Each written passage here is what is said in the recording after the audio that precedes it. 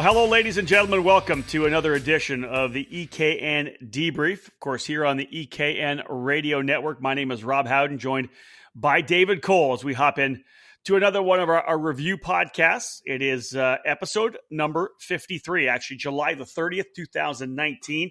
David Cole has made it home from Newcastle Motorsports Park from the finale, the last event of this year's United States Pro Kart Series, the Hoosier Grand Prix, again at Newcastle. And we'll get ready to jump into this. But let's start by saying that this week's show is presented by CompKart. Since 2005, J3 Competition has captured major victories and championships on and off the racetrack, redefining the industry with each move. The company took its unparalleled knowledge and brand recognition and developed its own chassis line, the CompKart.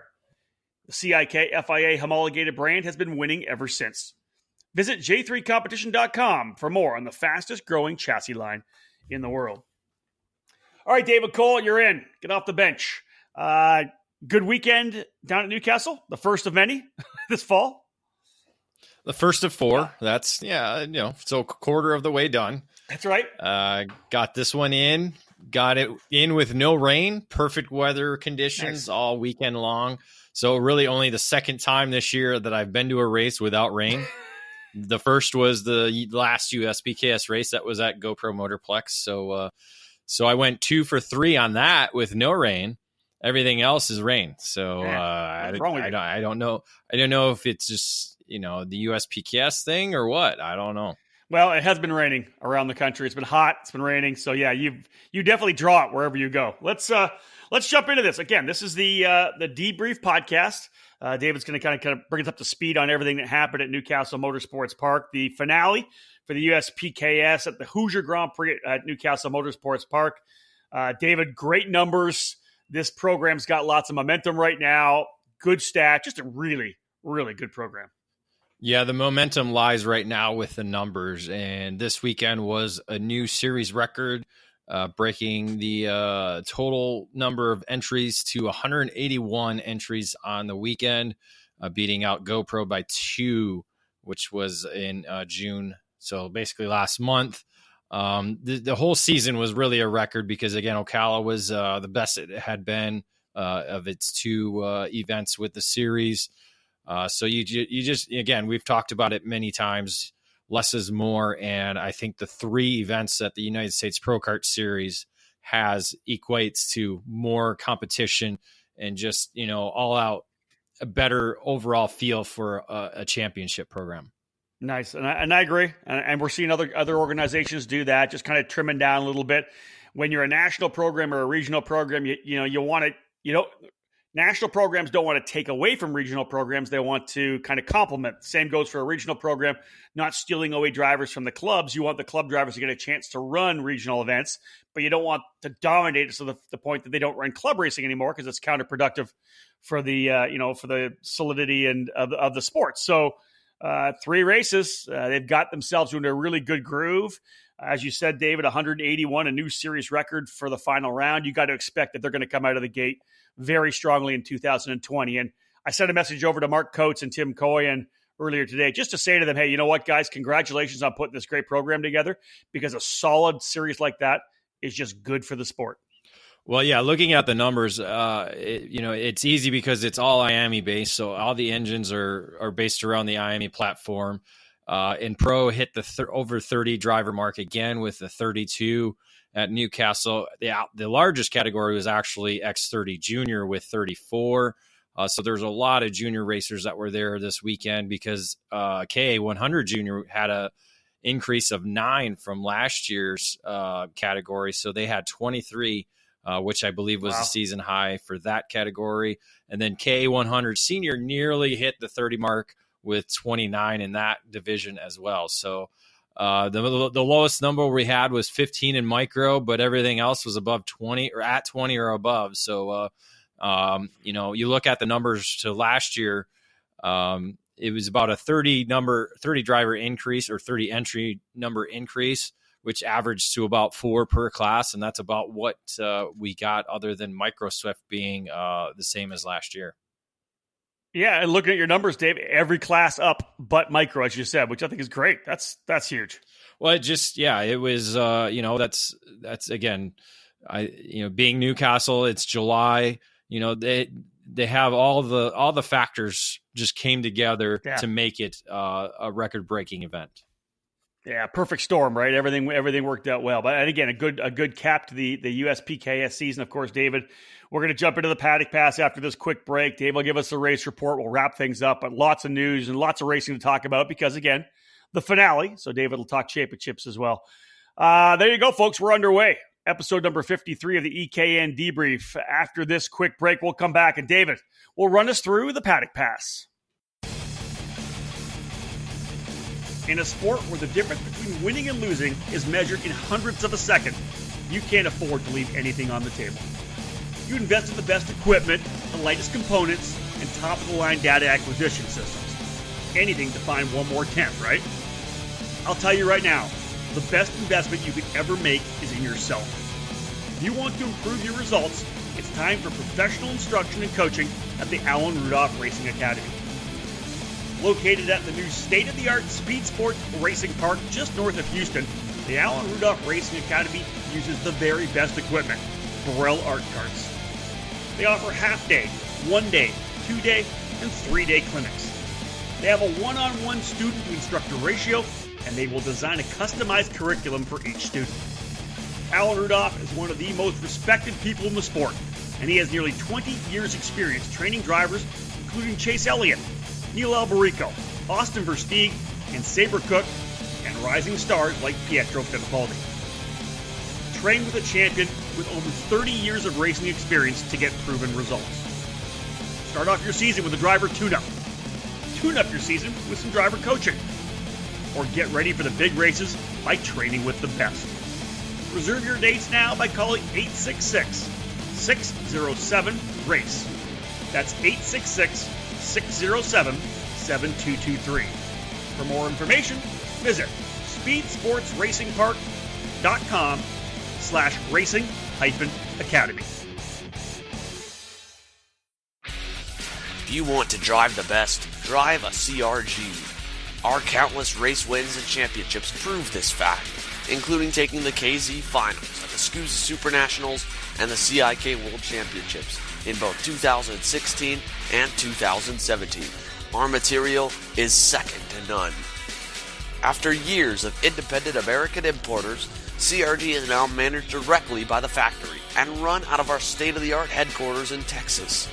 CRG Nordam is the American arm of the CRG factory in Italy, and we're serious about success. We stock a wide variety of parts in all of our chassis, from the CRG Hero for the mini categories, to the Heron for tag racing, the Road Rebel for gearbox competition, and the new FS4, which has been designed specifically for American 4-cycle Briggs racing. If you're ready to step up to the national level, do it with a factory race team that competes across the USA. CRG Nordam is a full factory effort with the best personnel and the finest equipment. We're serious about winning, and you should be too. In racing, experience is priceless. Franklin Motorsports is a leader in the karting industry with over 50 years of combined karting experience. And we can provide you with everything you need to go racing. With a large online product selection, select track support events, and a wide variety of shop services, Franklin Motorsports is your complete karting source. Check out our online store at franklinkart.com, where all of our products are just a mouse click away and we ship daily. We're constantly adding new products to our online store, so keep checking back. We specialize in IAME engines, tilt seats, and of course, our championship-winning Merlin chassis. In our online store, you'll find molecule cleaning products, minus 273 racing gloves, micron gauges and components, and both MG and Bridgestone tires. If you're ready to take your racing to the next level, come and join us at Team FMS. We've been supplying racers with start-to-finish support at race events for many years, from providing a helping hand on a weekday test outing or at a club event, to full arrive and drive packages at the highest level of karting competition. For 2019, we'll be attending the SuperKart USA Winter Series, WK Manufacturers Cup, the United States Pro Kart Series, and the Route 66 Kart Racing Series. And we'd love to have you under our tent at Merlin Nation. For all things karting, visit franklinkart.com.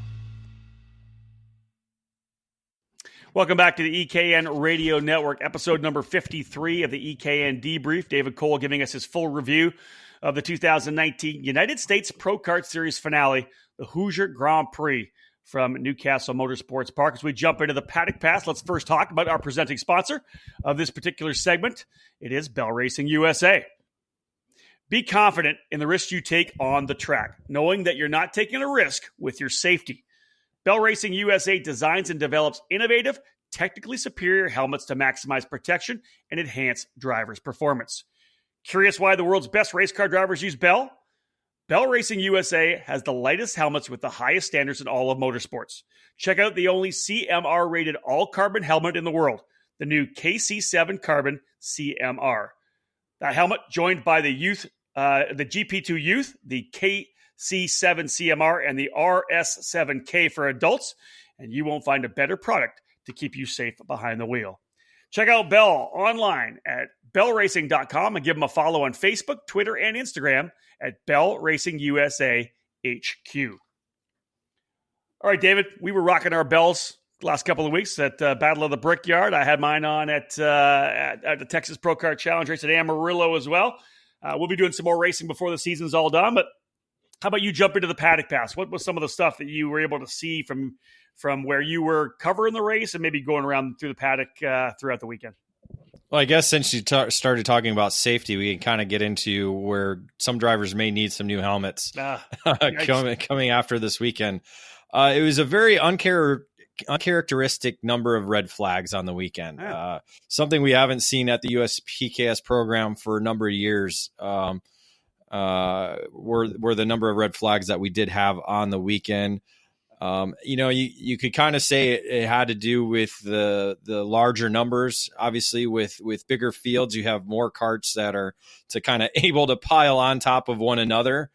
So that kind of, factors into maybe some of the incidents that took place. But really, I think the number of injuries just happened to be, they happen. They can happen anywhere. Connor Ferris went on his head in one of the first pre-finals of the weekend.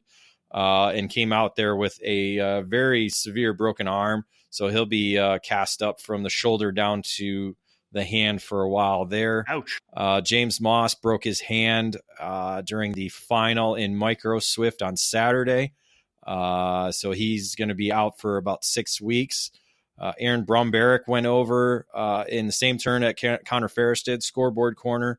His was kind of more of a jam pile, kind of mid-pack in that X30 field, and just had nowhere to go and kind of went over, and I believe had a couple of ribs broken maybe in that, and then a few other minor injuries on the weekend as well. So, in all, I mean, you look at it as it was, everybody was able to survive, no real major injuries other than maybe the broken hand and the broken arm, but still all in all, safety equipment's keeping everybody safe. Everybody was able to walk up and get to be taken care of medically wise. And yep. So nothing very serious throughout the weekend. So that's good for the number of red flags that we did have.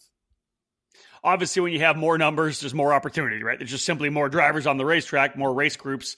There's a possibility to have that happen. But as you said too, David, before we kind of got rolling here, it's Newcastle, and everybody's got a really good setup. We've been running at Newcastle for many years. It's not like it's a huge surprise. You can dial things in. And when the competition at this level is so tight, it just makes it tougher, right? Because guys are going to maybe make more low percentage moves and attempt to overtake. It just kind of sets yourselves up for potential issues. And we've been out of these races. You always hope that at the end of the weekend, you can say there were no red flags. Shame that we couldn't say that this particular weekend at USPKS. But again, happy to hear that everybody, even though they were injured, are going to be okay. And we'll when they're done getting mended up, they'll be back on track.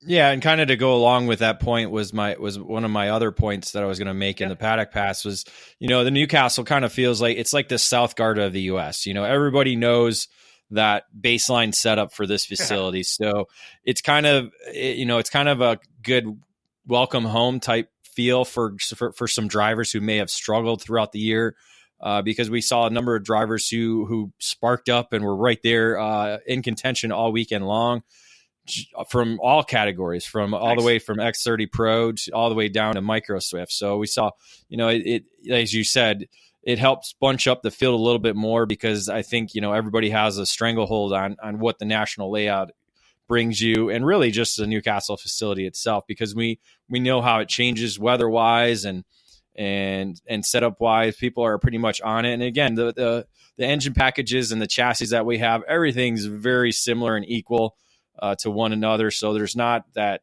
big gap or diversity between the fast guys and the slow guys.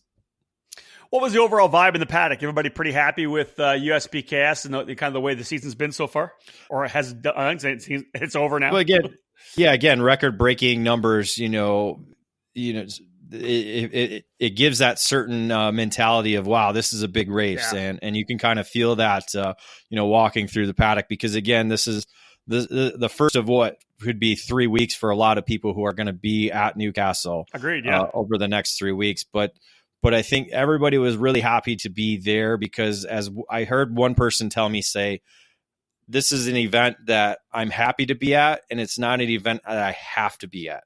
So, they were there because they wanted to race there type mentality. I like that. And so, I think that's kind of the mantra that is the USPKS is people are racing there because they want to race there. They're not racing there because they have to be there. Interesting. And David, you did mention kind of a busy 3-week schedule, not just a 3-week schedule in the sport. It's like everything's focused right on Newcastle Motorsports Park right now. You just left the USPKS event. This weekend, the SCUSA Great Lakes Pro Car Challenge is running. There's also an event, I think, the Rotax Stars and Stripes Open is this weekend as well. And then the following weekend is going to be SCUSA Summer Nationals. A lot of racing going on. Number one in Indiana, but of course with the Rotax guys as well. There's a lot going on over the next couple of weeks. Yes, it's a busy 3 weeks. And so I think, obviously the first week, everybody has that energy going. So that kind of helps, with the weekend. So we'll see, how people's attitudes are come, August 11. Yeah. So at the end of the summer nats, that's right. They're kind of burned out, right? Yeah. So we'll see how people's attitudes are after that weekend. All right, David, giving us some input here, folks, for the Paddock Pass. Again, the Paddock Pass brought to you by Bell Racing USA. After this break, it's time to start talking about racing. David's going to fill us in on who was good, who was able to get into the podiums, who was able to win some races, and who was able to win some championships. We'll get to that right after this break.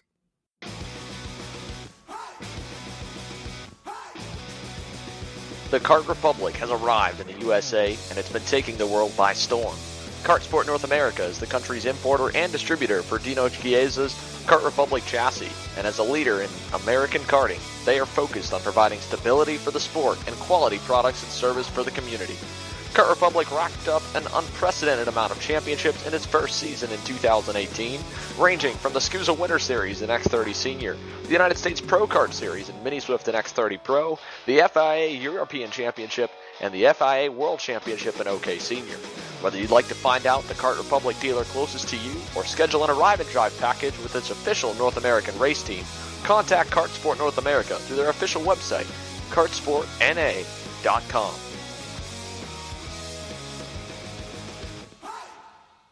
You've heard the term bucket list. In karting, it refers to the Rock Island Grand Prix. The world's largest street race for karting will host its 25th edition this coming Labor Day weekend, and you owe it to yourself to be there. The Rock Island Grand Prix lands on the weekend of August 30 and September 1, and everyone in the Mississippi River City is ready to welcome grassroots racers as well as some of the best shifter kart drivers from North America to their home race. A total of 17 race groups are set to tackle the city streets of Rock Island, Illinois over 2 full days of exciting competition. The volunteer-based committee and their passionate crew turns their streets into a racing festival overnight as drivers compete for the coveted Rock Trophy. Categories range from the popular Briggs 206, Margay Ignite, and Yamaha classes to tag, KA100, shifter divisions, and the famed King of the Streets main event. It's the most fun you can have on and off the track. It's the Rock Island Grand Prix. Learn more by visiting RockIslandGrandPrix.com. And if you're a passionate kart racer, it's time to cross this one off your bucket list.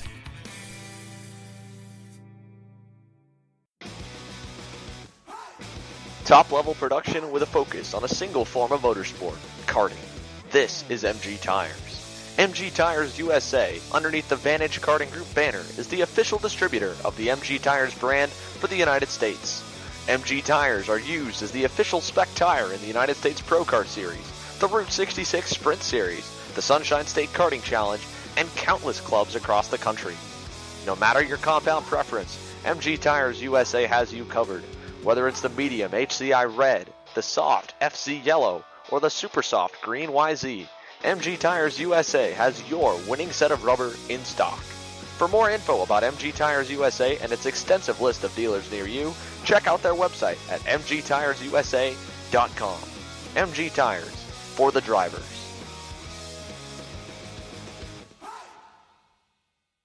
Welcome back to the EKN Debrief, episode number, 53.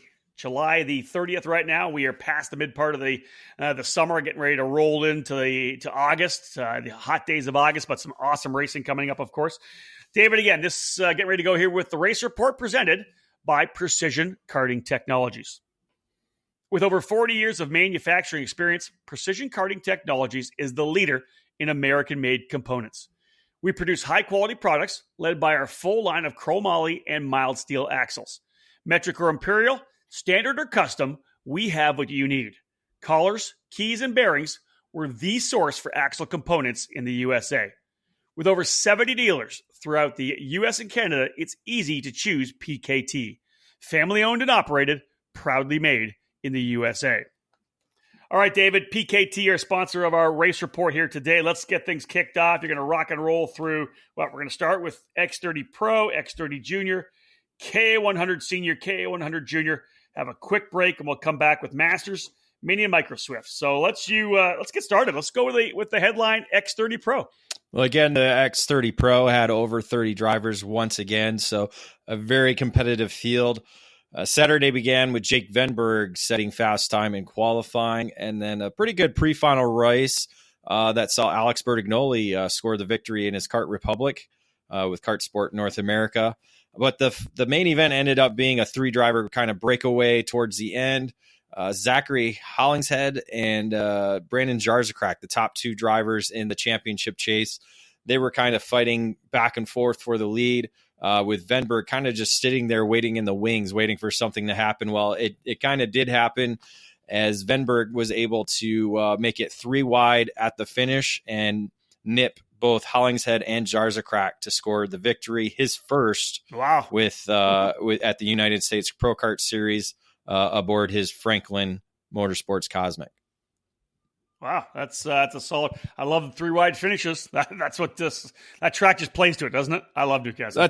That's pretty much how almost all of the races finished with anybody. If it was more than two drivers, yeah, it was pretty much a three wide finish. Right, so how about Sunday?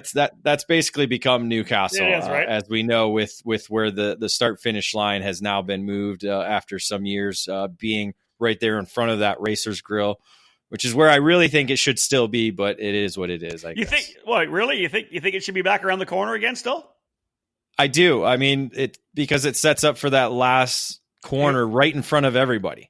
Yeah. Rather than a lot of people are making either the move down at I-70, which is almost, it feels like a mile away and you can't see it, or it's just, I'm going to sit, and we'll talk about it in another race, but I'm going to sit here until the last lap and just draft for the win. Yeah, you know what? I liked it on the front straightaway because you can get the over-under too, right? So if a guy makes the big move on you and the draft move, but if he goes too deep into the corner, you can do the over-under and come back. Exactly. That's I think it provided more exciting finishes. Now, where the straightaway is, it provides closer finishes, because like when you look at time-wise, yes, as we'll get into throughout the race report. Okay, go for it. All right, let's go to Sunday. So actually Saturday, Brandon Lemke, who showed up late, was flying in from South Carolina as he had his stock car race down there.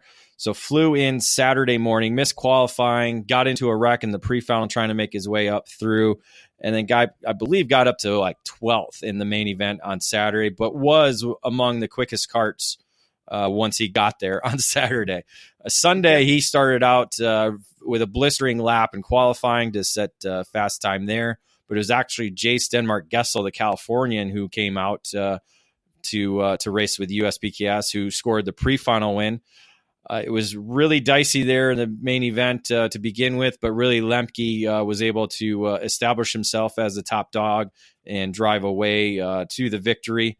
A late charge by Denmark Gessel kind of took Lemke by surprise, but Lemke was able to hold him off at the finish line for the victory. Alex Bertignolli had a late charge as well too. He was able to steal the third spot away from Hollingshead, so that had a little bit of championship implications because Brandon Jarzakrak was in the top 6, but with 2 to go, had his chain expire and was coasting across the start-finish line with 2 laps to go. So he recorded a DNF. Essentially, Jarzakrak won the championship by 17 points. So the pass didn't really make any difference, but still something could have, if a couple of bumper penalties or this and that. But Hollingshead still came up short, thus giving Jarzakrak the championship, his 3rd straight with the series. So Hollingshead ended up 2nd, and then Jake Venberg had a DNF on Sunday, thus, but still ended up 3rd in the championship. Money-wise on the weekend, because again, USPKS does money for X30 Pro and X30 Junior. Hollingshead was the overall weekend winner, winning $2,500. Alex Bertignolli 2nd with $1,250, and then Jake Venberg was $750. Wow. What about prizes for the championship? How does USPKS? Do you get to pick your prize? How's it go for USPKS? So yeah, the champion gets first pick. Second place gets second pick, and then third place gets whatever is left over. Yeah. Okay. Jarzakrak, having been to IAME International Final the last 2 years, elected to go with an engine. And thus Zachary Hollingshead took the IAME International Final ticket to France, and Jake Venberg ended up taking the winner's circle, which is complete entry and tires for 2020. Man, that's a great lineup, right? Wow, just rolling out the awards. That's fantastic. Good stuff. And congrats again to Brandon Jarzakrak, 3 in a row. That guy's he's a shoe. He's pretty decent actually, Jarzakrak. Yeah, not bad. He's sitting second to Ryan Norberg in the SCUSA standings. It's going to be a little bit of more of a challenge. Yeah. Obviously, he's going to need a little bit of help with a little bit of a big difference between their 2 point standings going in. But again, Jarzakrak probably top 5 in the country over the last probably 5 years. Yeah, indeed. Let's have a look at the other category, money category. You said that both X30 Pro and X30 Junior are running for the money. Let's have a look at the junior class. Give me your report from junior. Junior class really was a pain in the ass all weekend long, to be honest. Straight up. Two red flags in the first pre-final alone. Oh man. Another in the pre-final on Sunday. Just, again, guys just kind of just not driving with their heads on, I guess. So, again, the one was the Connor Ferris flip that happened in the first pre-final. So that was early on in that pre-final. And then another incident brought out another red flag, thus ending that race short. Hayden Jones actually came out as the winner in the pre-final after John Burke won the race, but a pushback bumper penalty took the win away for him, gave it to Hayden Jones. Okay.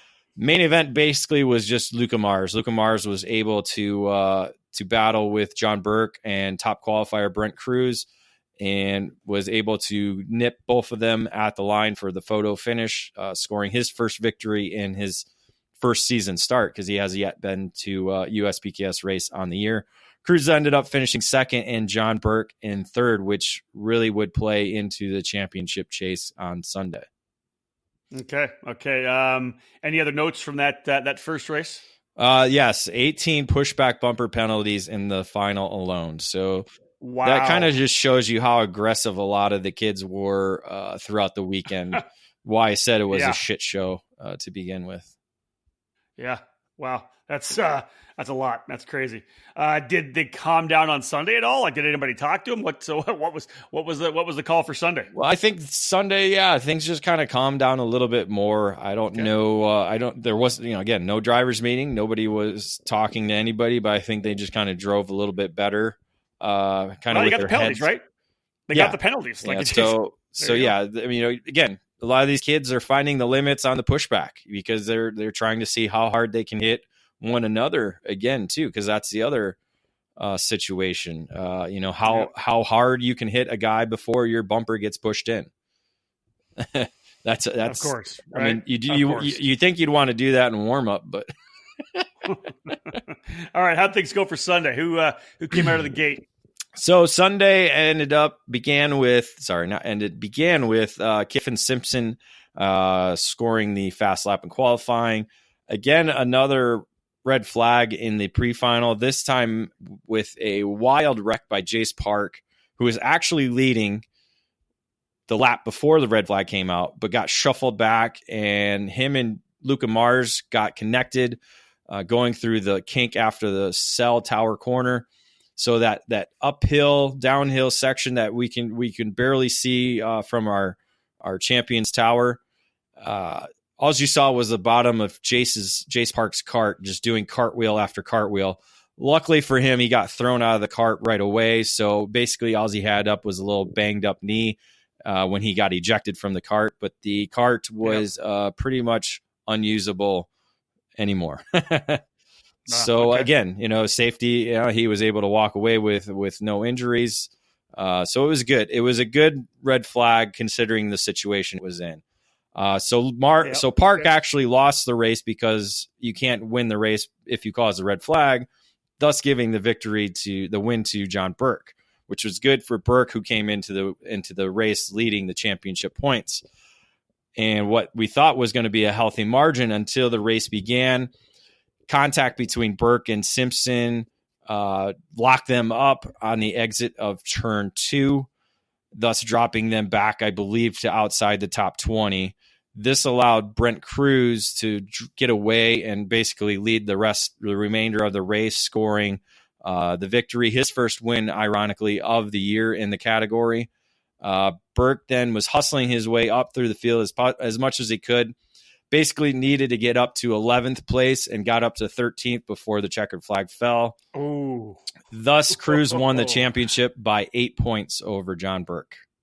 Damn, that's close. And you hate to hear that it comes with an incident early on, but I bet John was on a tear trying to come back to the front.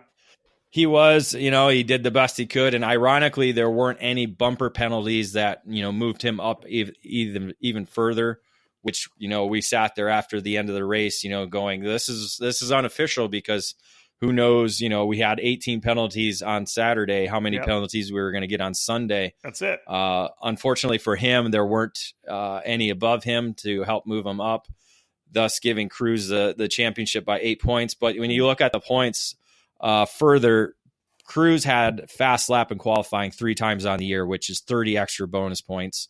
I believe Burke maybe had it once. So that could have been, you can't just look at it that one main event. While it does end that way, you kind of have to look at the full year, and Cruz being able to score 3 pole positions certainly helped give him the championship. There it is. So Cruz, Burke, and Simpson, top 3 in the points. What did they decide to do prize-wise?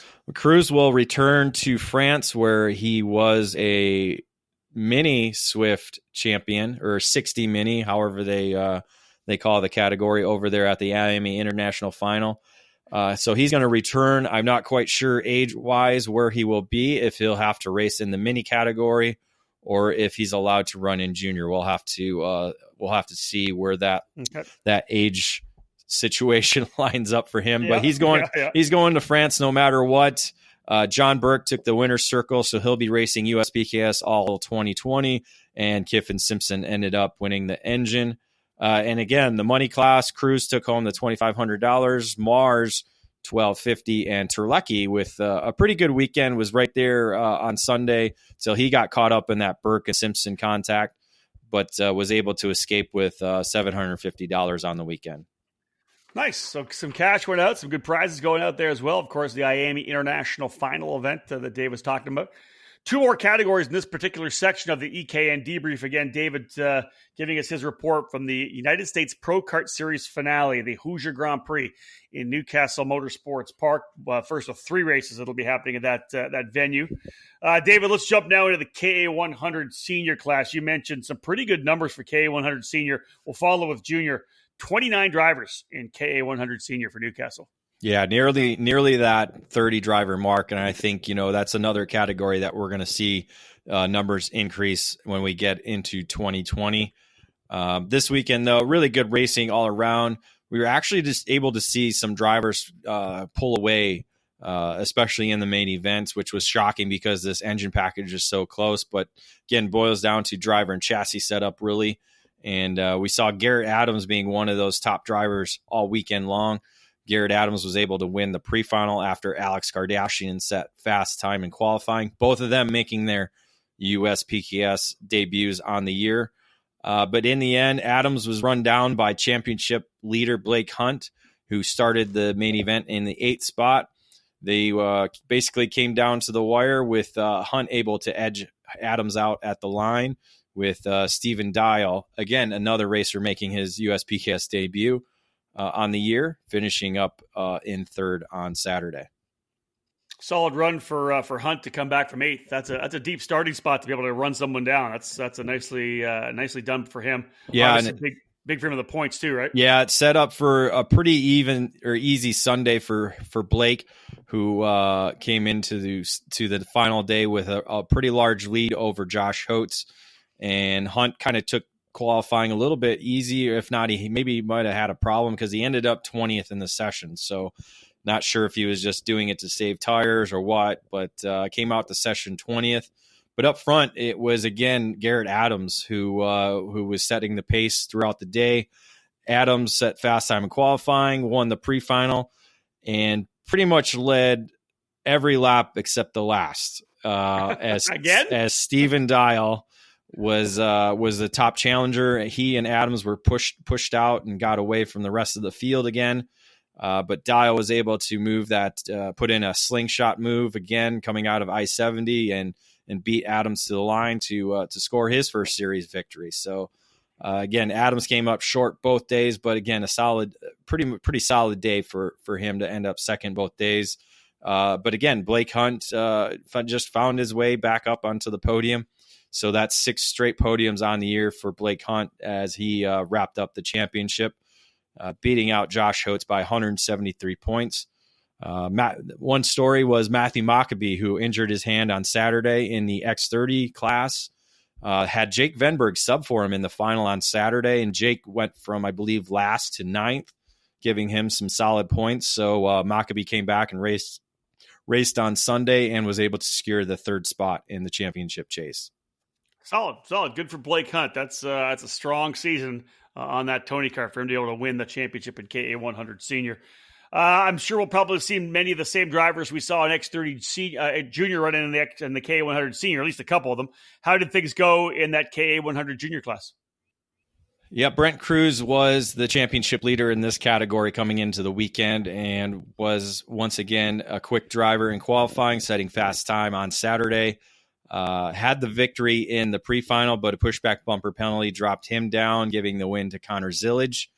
But really, it was Logan Adams who shined in the main event, with Cruz getting that pushback bumper penalty, put him about 5th in the grid, and was involved in an opening lap incident and recorded the DNF, so was unable to complete a single lap in the main event. Okay. So that kind of allowed Adams to break away with Kiffin Simpson as they pulled away, and also Connor Zillage. Connor Zillage was there, so it was a 3-driver breakaway. Adams actually went from 3rd to 1st in that final corner, that I-70 corner, as Simpson and Zillage drifted wide. Adams took advantage, beat both of them to the checkered flag for his first series victory in the category. Simpson came across 2nd with Zillage in 3rd. Good to see. Great racing up front. I like this move from P3 to P1 in the I-70 corner. That's an aggressive move. What about Sunday? Did the same kind of lineup find their way to the front? Yeah, it was just similar drivers that were up front again on Sunday. Cruz, once again, quickest in qualifying. It's kind of getting redundant with that, but that's what it is. Winning the pre-final this time, no pushback bumper penalty, so he was able to retain that pole position. But some interesting opening lap, kind of shuffled up the field, and it was like a 3 wide by 3 rows going into turn 1 after the opening lap. I'm not quite sure why it checked up the way it is, but we had some contact going through the corner, and Conor Zillage got the worst of it and was out of the race right after the opening lap. That kind of shuffled up the field, allowing Kiffin Simpson and Logan Adams to break away. It looked like Adams might be setting up for a run at the end, but Simpson was able to maintain some consistent lap times and get away to score the victory. So Adams had to settle for second, with Brent Cruz completing the podium in third. Cruz, though, winning the championship again, add another one to the resume. Yeah, the DNF didn't really hurt his standings so much, and especially with Zillage, who came into the final as the top challenger in the standings. His DNF certainly helped Cruz, and it actually dropped Zillage down, I believe, to 4th in the standings as Tyler Wettengel ended up 2nd in the championship, with Weston Workman finishing 3rd. All right, folks, we've got 4 of our 7 categories reviewed by David Cole from the finale of the USPKS Series, the 2019 edition of the program, the Hoosier Grand Prix at Newcastle Motorsports Park, the finale. When we get back after this break, David's going to roll out some information on what happened in X30 Master, Mini Swift, and Micro Swift. Don't go anywhere. We are still working our way through episode number 53 of the EKN Debrief. Cartlift has been designing, engineering, and building innovative kart stands since 2003. Our flagship model Winchlift LT is the motorized workhorse of our kart stand lineup and should be the foundation of your karting program. When it comes to test days or race days, the Winchlift is an invaluable tool that allows you to head to the track to test and tune anytime, knowing that your kart will easily be lifted with the press of a button. Add our innovative winch stacker, and now you can double stack 2 carts on top of a folded down winch lift, saving space in your trailer or garage. If a lifting kart stand isn't for you, then one of our traditional folding scissor stands, double or triple stacker stands, or upright stand should fill the need. Every one of our kart stands features flat-free wheels and casters and a durable powder coat finish. Check out our full stand lineup as well as our chassis skid plates, tire changers, and accessories at cartlift.com. That's www.cartlift.com. Are you looking for a new kart shop? One that treats you like you're an important customer? If so, look no further than Acceleration Kart Racing. At Acceleration, customer service is number 1. We are a full-time karting business, not a hobby or an afterthought. We have all the products you're looking for, from kit carts to shifters, safety to speed. We strive to offer our customers the best products, prices, and service. At Acceleration Kart Racing, we're always here when you need something for your racing program. Located in Las Vegas, Acceleration is stocked with a wide range of products. We've been helping racers get the right parts for over 16 years. Acceleration has everything that a kart racer needs, from turnkey carts to safety equipment, engines, and more, stocking all of the leading kart racing brands.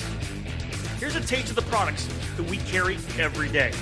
CRG, Tony Kart, Bennett, Rotax, Honda, Miami, MG Tires, Vinco, Bridgestone, Mojo, Alpine Stars, Sparco, Ribtech, and EVS, Tillett, Micron, Alfano, Bell, Arai, Zamp, KG, Sniper, SweetTech, and K&N.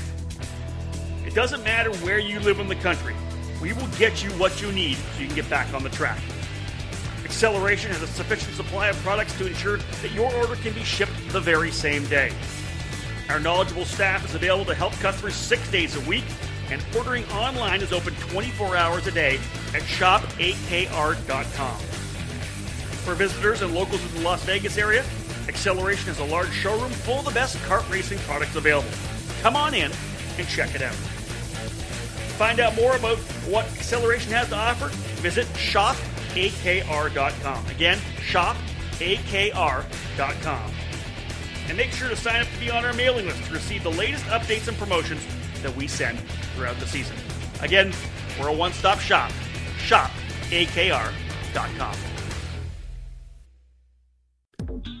Cometic Gasket is a leading worldwide supplier of gaskets and engine sealing solutions for karting, automotive performance, power sports, original equipment, and the remanufactured engine industries. Cometic karting gaskets are available as OE replacement top-end kits or as individual gaskets and seals.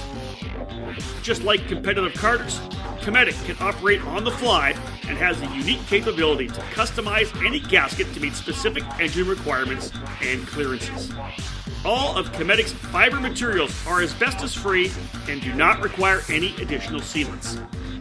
Viton oil ring cylinder head seals are used in each 2-cycle kit, and Cometic's 4-cycle engine kits feature only the most advanced multi-layer steel head gaskets.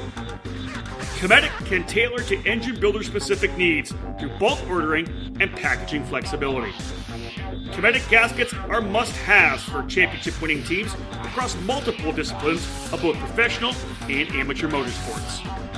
Cometic Gasket, sealing championships since 1989.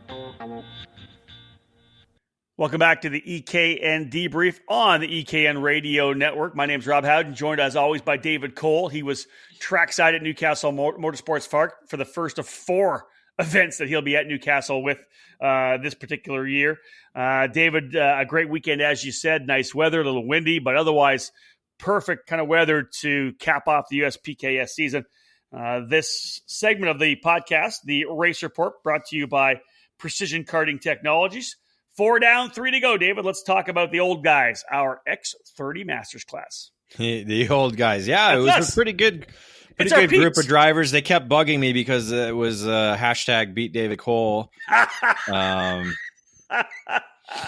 they kept wondering where you were because they didn't want me since I was a loser. So I get it. Why would they? When if you're going to have the fastest and best driver at EKN, you got to have me because I obviously beat you at.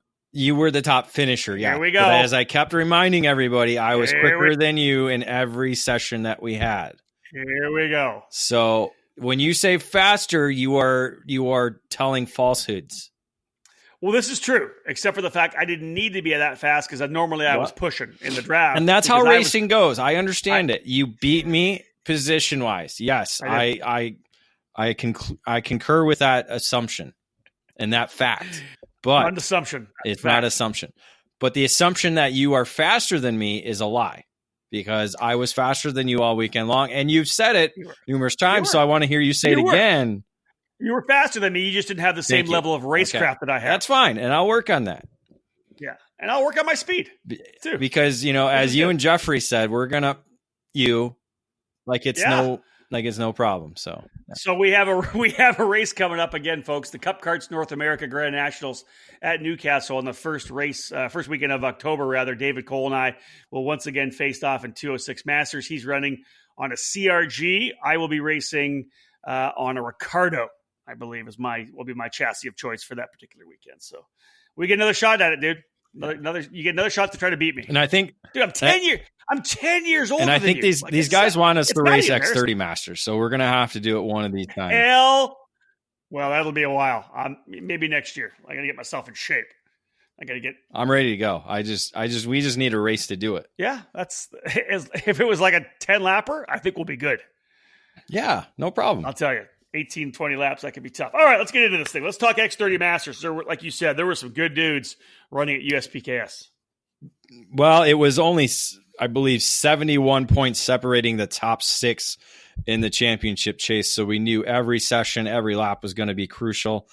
Scott Kopp ended up stealing the 10 points right away with fast time and qualifying on Saturday. But he was actually not necessarily taken out, but him and championship leader David Galawina made contact in the opening corner. David came down on him a little bit. That sent Scott out out to the outside, which collected Scott Roberts, and they fell to the back of the field. David was able to pull away and take the win, while Scott Kopp and Scott Roberts had to fight their ways back up from the back of the field. But in the main event, David continued running quick times, consistent times at his home track, and was able to record his second victory of the season. Darren Marcus was a solid second, had challenged him in his Fullerton in the early laps, early goings, but was unable to keep the pace at the end. Roberts was able to knife his way up through the field, starting 20th, and ended up finishing third. So gained massive amount of points that he could have not had, or could have possibly gone away in the main event with a podium run and another solid drive. 3 different chassis on the podium as well, David. I always like seeing the diversity there. Comp Kart, Fullerton, and Tony Kart. That's solid. Yeah, very good. Yeah, it was, again, and lots of different drivers, lots of different chassis that were battling for this championship. And we, so you take it into Sunday, David Gallowayne had a pretty good lead, but Robert still had a chance, came out of the gates, was qualified fast. Him and David went at it in the pre-final. Roberts thought he had a pass made going into turn 3, but backed out of it just in the last second. Ironically, I was taking a photo there, and so I didn't understand what was going on until I got done taking photos that he had spun right next to me, and just was attempting for a pass. It didn't work, backed out of it, and when he hit the brake, it just brought the ass end around and spun him around, so he was facing the wrong way as the rest of the field went past him. Lucky he was able to get back up to 10th, but Gallowina went on to score the win. It was just one of those moves that he didn't have calculated just right. But starting 10th was a lot better than starting 20th, as he did on Saturday, as Roberts was able to get through quickly to what was a 6-driver lead pack for the race win, which included Gallowina, Marcus, Kopp, Mardan, Roberts, and I believe Jonathan Silva was in there as well too. So a number of top drivers in that lead group, just everybody just trying to play a little game of chess and be in the right position at the right time. That's it. Scott Kopp came to the white flag, thought he was going to lead at the white flag, but David and Roberts drafted past him as they went into the opening corner. And then Roberts made that same move in turn 3, but this time held it and got through, dropping David Gallowina back a little bit. And Roberts thus went on to score the victory. Marcus slid past Scott Kopp for the 3rd spot, as Gallowina ended up, I believe, finishing 4th, which, locked up the championship for him. So a big championship for David in his first year in the Masters category. Roberts with the victory and that drive to 3rd on Saturday helped move him up to 2nd in the standings. And Scott Kopp completed the championship podium in 3rd. And Gallowina's going to France? Is that the plan? Yeah, talking with him, he's like, I got to take my wife to France. So that's, it'll be a bit of a vacation, but still he wants that international experience. Hasn't been international racing, so he wants to get that feel while also taking his wife to France. So it's a good win-win for him. Keep happy wife, happy life, right? That's it, dude. That is it. Yeah. So Roberts ended up in 2nd in points, took the engine, and Scott Kopp P3 back by just 4 markers. Does the winner's circle? Yeah, it's a great program. It means he's going to have to race again next year. No excuse right now. There's right? no excuse for him not to race now. That's funny.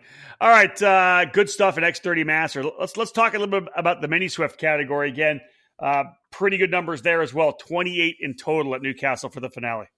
Yeah, the championship focus was on the top 2 drivers, really, with Christian Miles and defending champion Kai Sorensen.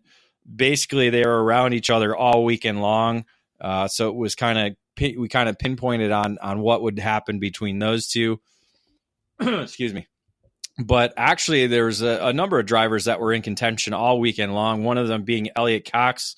The CRG driver was able to score fast time in qualifying, Obviously, racing at home, it kind of helps build that confidence back up, and so he was one of those drivers that, again, you go back to Newcastle, you get that confidence back, and so Cox was in contention all weekend long, but Christian Miles came out winning the pre-final, and what led to a wild and crazy finish in the final. We had Christian Miles, Kai Sorensen, and Sorensen's teammate Anderson Leonard making up the lead group.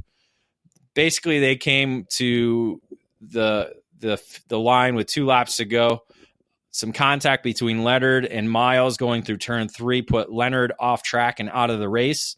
And then as they came around to get the white flag, Sorensen came up limp and basically was at a crawl all the way around the 1 mile track, nearly causing multiple incidents as he didn't exactly get out of the racing line as he did it. But that allowed Miles to go on to cross the line as the provisional winner. But penalty for contact with Leonard took the victory away, thus giving the victory over to Cameron Weinberg, who won the battle that ended up being the battle for second, but really the battle for the win. So Weinberg was able to score his first victory in the series aboard his Nitro kart. And then the 2 Merlin drivers of Cameron Brinkman and Austin Jers came across in second and third. So a little bit of wildness. Sorensen actually ended up finishing 24th as he was able to crawl around the track with what was a broken crank seal that came out. And Wow. I said I've seen it happen a number of times in Yamahas, but I don't think I've ever heard of it in a mini Swift. Man. So did obviously we had this good little lead pack. Did that pack kind of stay together coming on Sunday, or did things kind of shake up a little bit? Well, again, they were still focused on Sorensen and Miles regarding the championship, and we knew the same drivers. Yeah, we're going to come back on Sunday, being right there. Leonard bounced back from his DNF on Saturday to set fast time in qualifying. Elliott Cox was right there as well, and actually came out as the pre-final winner.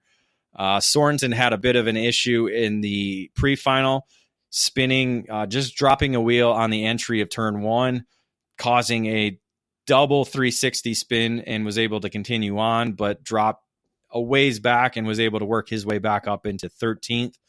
That essentially gave Miles a pretty clean ride to the championship, depending on what happened in the main event, of course. But Miles was right there racing for the win throughout the main event.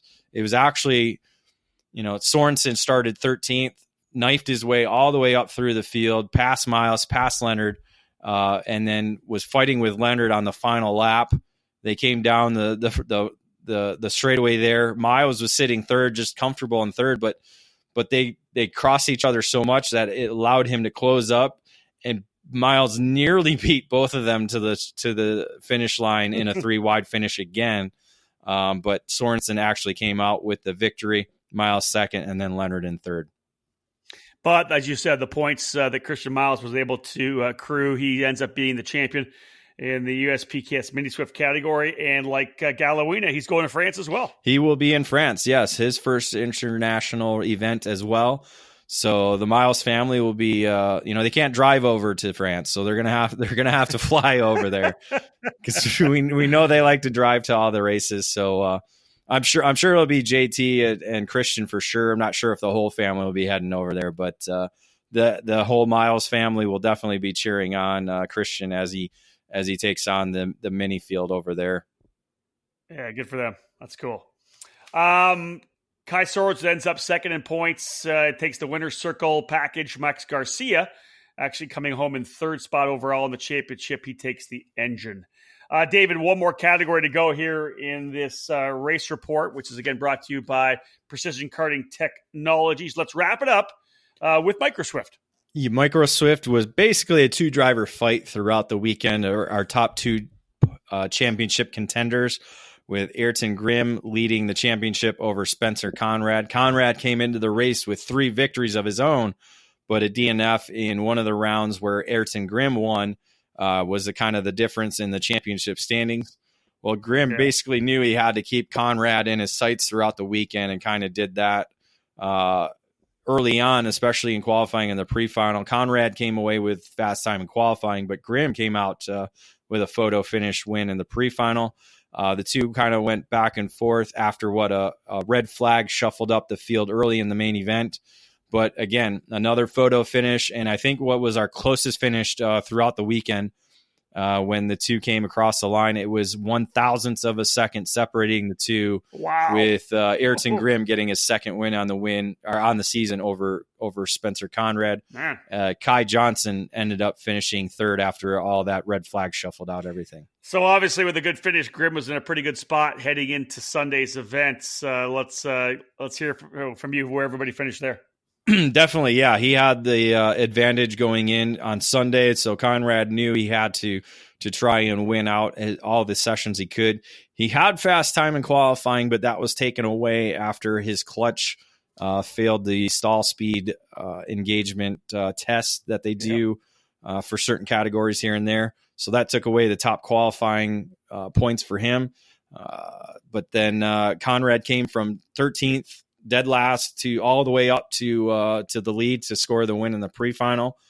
But again, the top two with Grimm and Conrad broke away from the field and settled it with another photo finish at the line. And again, once again, Ayrton Grimm scoring the victory and locking up the championship with his third win on the season. All nitro podium as well, I see, on Sunday. Yep, Carson Weinberg, who was involved in that red flag on Saturday, was able to bounce back and come back with a solid third place finish, which helped him end up third in the championship chase as well. All right, David, let's wrap this thing up, my friend.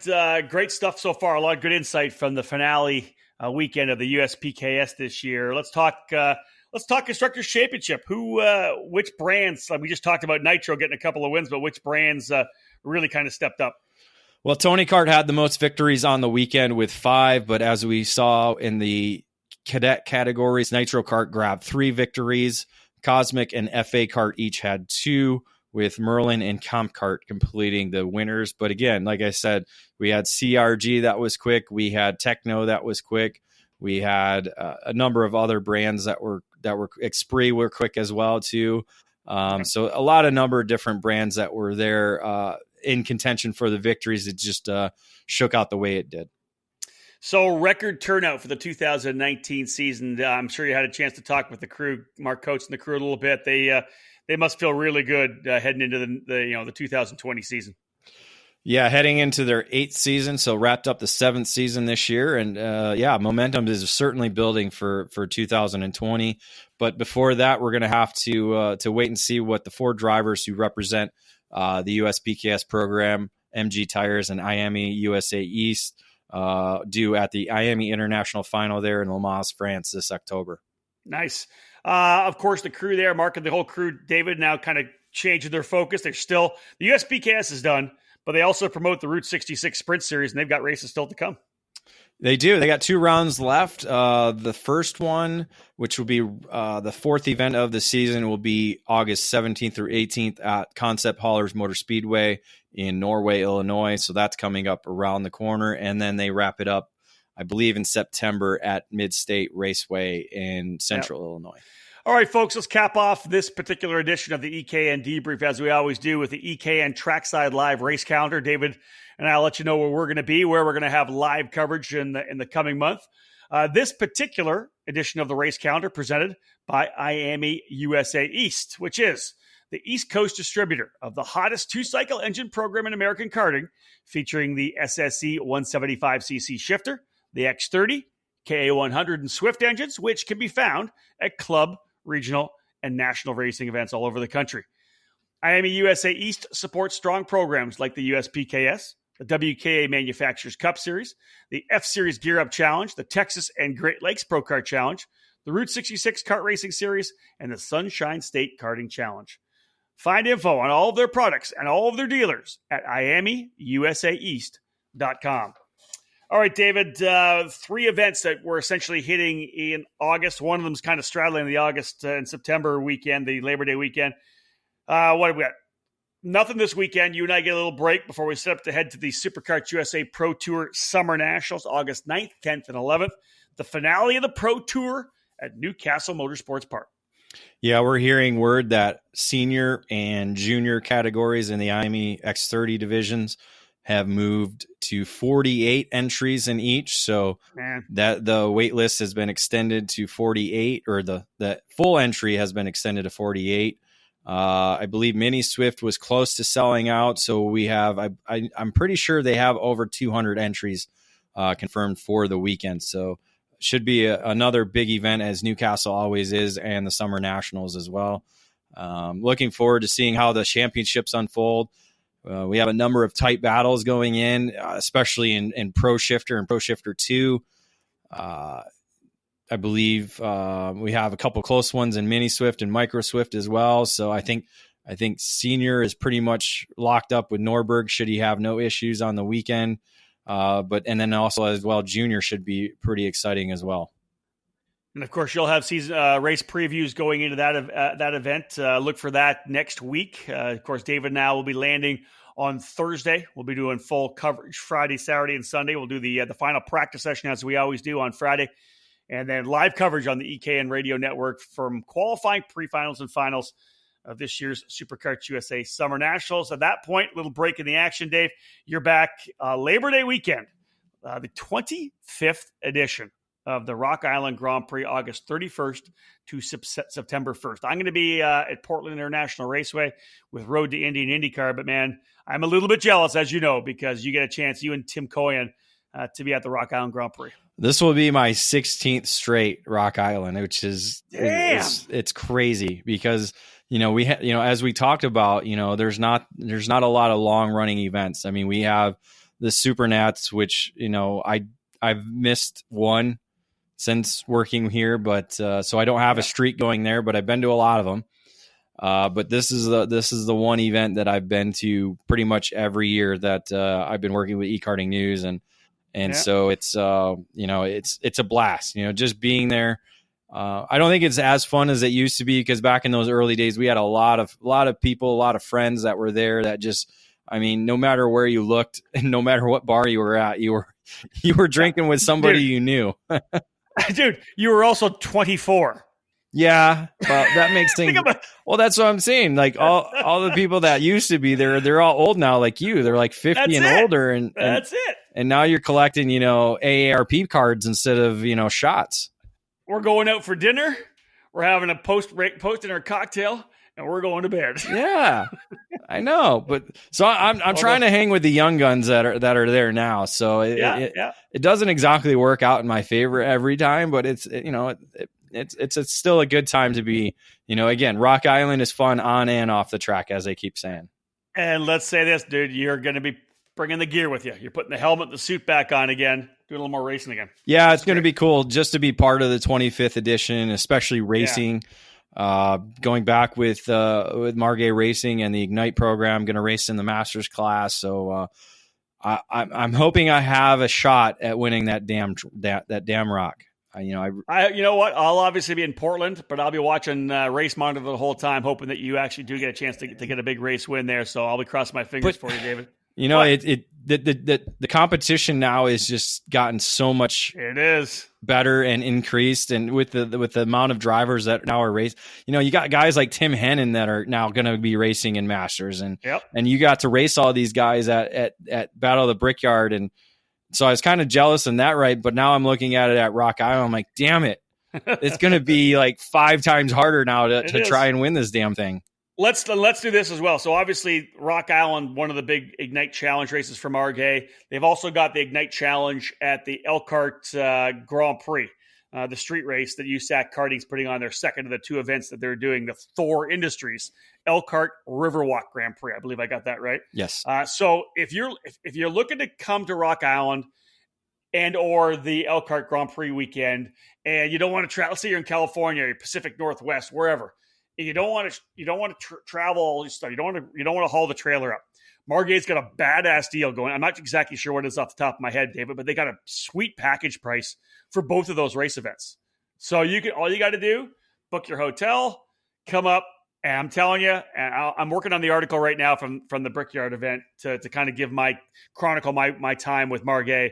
But that weekend at the Brickyard, being under their circus tent with the support they give, mechanics, Everybody in the hospitality side of it, nobody's doing what Margate's doing. So if you want to be part of the Rock Island Grand Prix and part of the Elkhart Grand Prix as well, I'm telling you, what a great package they've got put together. Essentially a ride and drive, Dave, for both of those races. Well, Super and cool. I can speak firsthand because the first year I did it, I wrecked in the first race that I was in.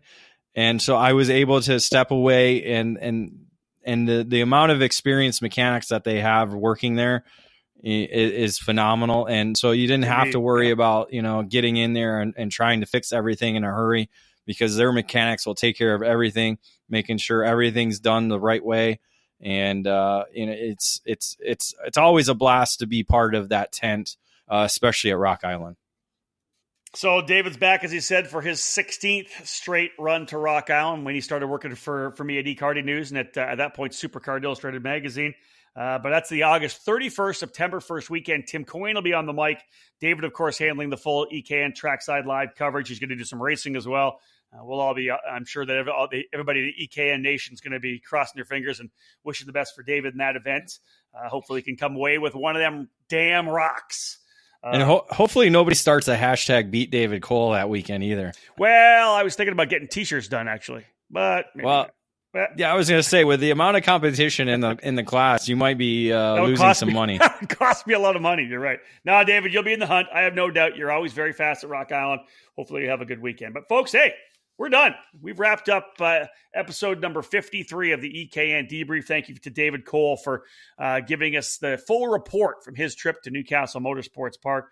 We are done. It is Tuesday. Lots of more work still to come. We're just about a little over a week away from heading to the SuperKarts USA Summer Nationals. As David said, he'll be doing the full previews, and we'll be trackside come Friday morning. Looking forward to getting there to the final round of the Pro Tour. Of course, then I'll be heading for another SCUSA race, Streets of Lancaster, in September. And then we'll wrap up our EKN Trackside Live season, as we always do, at the Super Nationals in Las Vegas in November. Folks, we're done here for this particular podcast. On behalf of David Cole, thank you so much for tuning in here to the EKN Radio Network.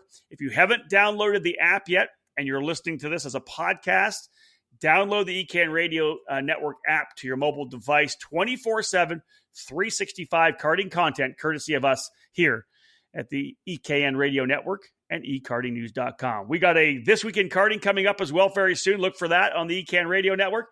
But until then, we're done. On behalf of David Cole, my name's Rob Howden. Bye for now.